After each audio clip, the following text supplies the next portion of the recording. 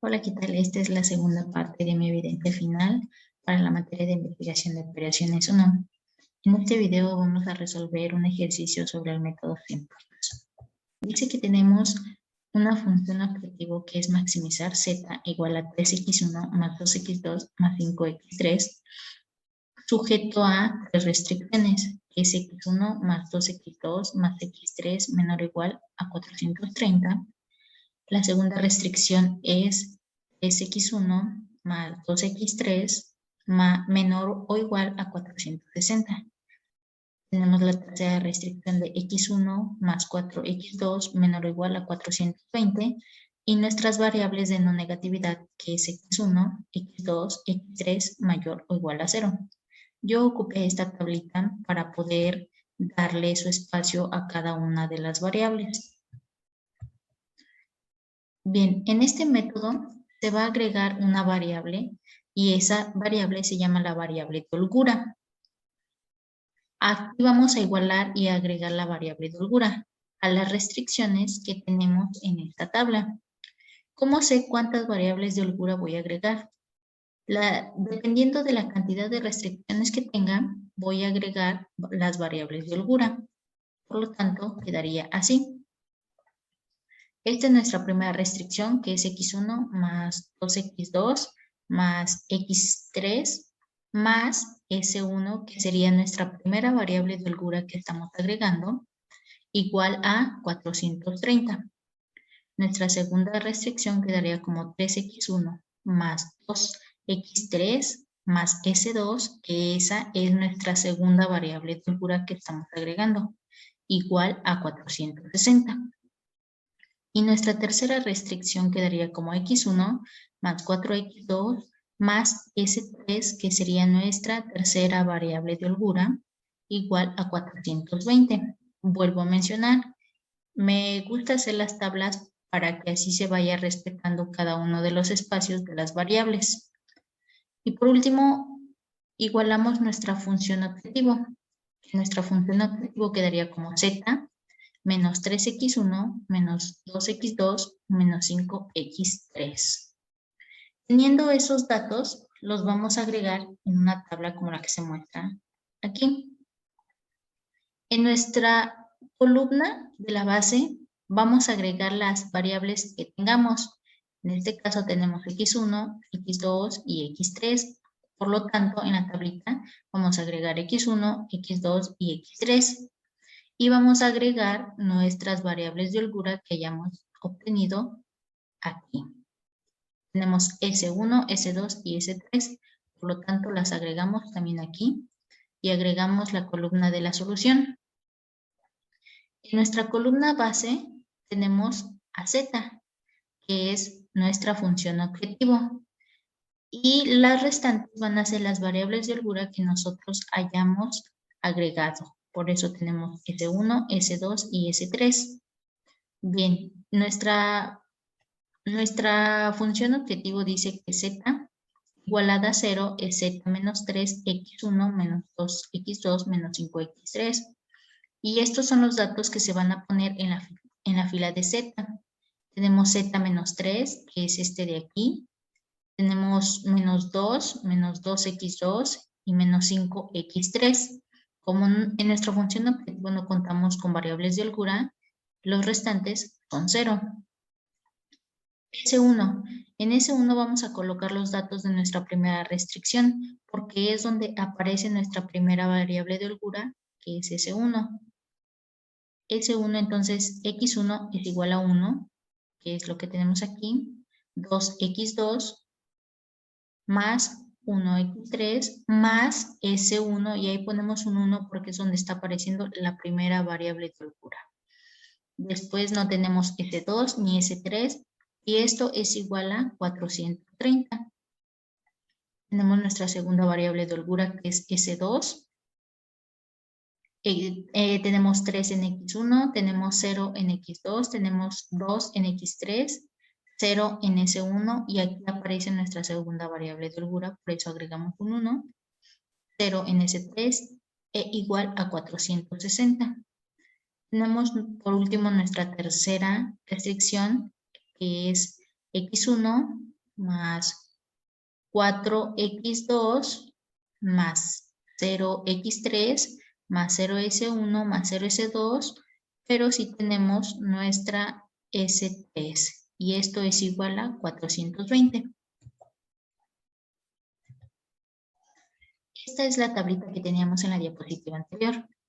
En el método simplex, para maximizar, vamos a buscar los números más negativos en la fila de Z. El más grande que sea negativo.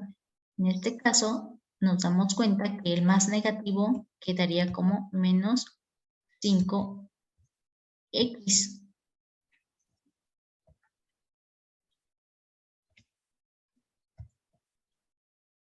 Y agregamos, ahí señalamos nuestra columna, que sería nuestra columna pivote.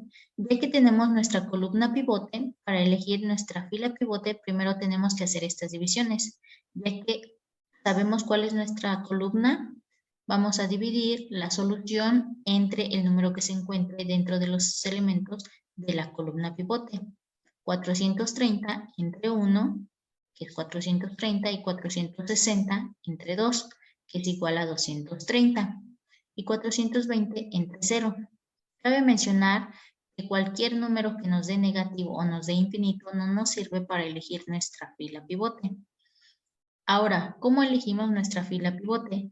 En nuestra fila pivote vamos a elegir el más cercano al origen, que más se acerca al origen, que en este caso, o por así decirlo, el más pequeño, sería 230.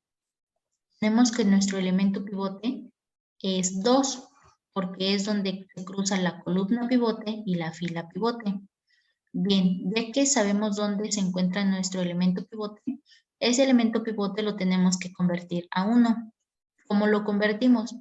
Lo vamos a dividir entre el mismo número, pero no solo a él, sino todos los elementos de la fila hasta la solución. Y así quedaría 3 entre 2, 0 entre 2, 2 entre 2, 0 entre 2, 1 entre 2, 0 entre 2 y 460 entre 2, que es toda esta fila hasta la solución se dividió entre 2. Para obtener, dijimos que queremos convertir nuestro elemento pivote a 1 y aquí vemos que se está cumpliendo. Ahora, para elegir la columna, quedaría en la columna X3 y en nuestra fila S2. Nuestra fila es la variable saliente y nuestra columna es la variable entrante. Por eso yo aquí le puse X3, porque en nuestra siguiente tabla, aquí en esta parte ya no va a aparecer S2, va a aparecer X3, que es nuestra variable entrante. Ahora, ¿qué tengo que hacer con los demás elementos de nuestra columna? A los elementos restantes de nuestra columna los tengo que convertir a 0. El menos 5 tiene que ser 0, el 1 tiene que ser 0, y aquí en esta fila de S3 que ya está 0, la fila se pasaría tal cual. ¿Cómo convierto el menos 5 a 0? Lo voy a multiplicar por el mismo número, pero con el signo contrario, con los elementos pivotes o los resultados pivotes que obtuvimos de nuestra fila pivote. Por lo tanto, quedaría de la siguiente manera. 5 positivo por 3 medios, que es nuestro resultado pivote, menos 3. El 5 va a ser constante y los únicos que van a cambiar va a ser nuestros resultados pivotes y la suma que le estemos dando. En este caso es resta porque nuestro número es negativo. Si fuera 3, entonces sería 5 por 3 medios más 3. Aquí yo pongo más 0, ustedes pueden ponerle menos 0. De todas formas, no afecta porque pues, más 0 o menos 0 va a dar el mismo resultado. Entonces, tenemos 5 por 3 medios menos 3 es igual a 9 medios. Tenemos 5 por 0 menos 2 es igual a menos 2. Y tenemos 5 por 1 menos 5 es igual a 0. Y aquí ya estamos cumpliendo en volver nuestro elemento a 0. Y así con las demás restantes. De igual forma, en S1 tenemos un 1 positivo. Esto quiere decir que entonces la fila de S1 la vamos a multiplicar por menos 1, el mismo número pero con signo contrario. que quedaría de la siguiente manera. Quedaría menos 1 nuevamente por nuestro resultado pivote, que sería menos 1 por 3 medios más 1, que es el elemento que tenemos aquí, menos 1 por 0 más 2, que es el elemento que tenemos acá. Y aquí tenemos menos 1 por 1 más 1 es igual a 0, que sería este elemento. Quiere decir que ahí también ya estamos cumpliendo en convertir a 0 nuestro elemento.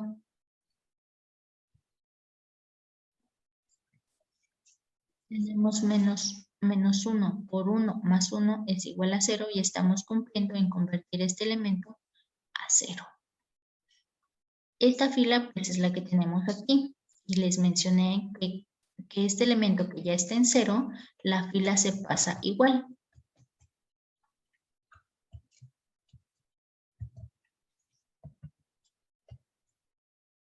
Y quedaría S3, quedaría como 1, 4, 0, 0, 0, 1, 420.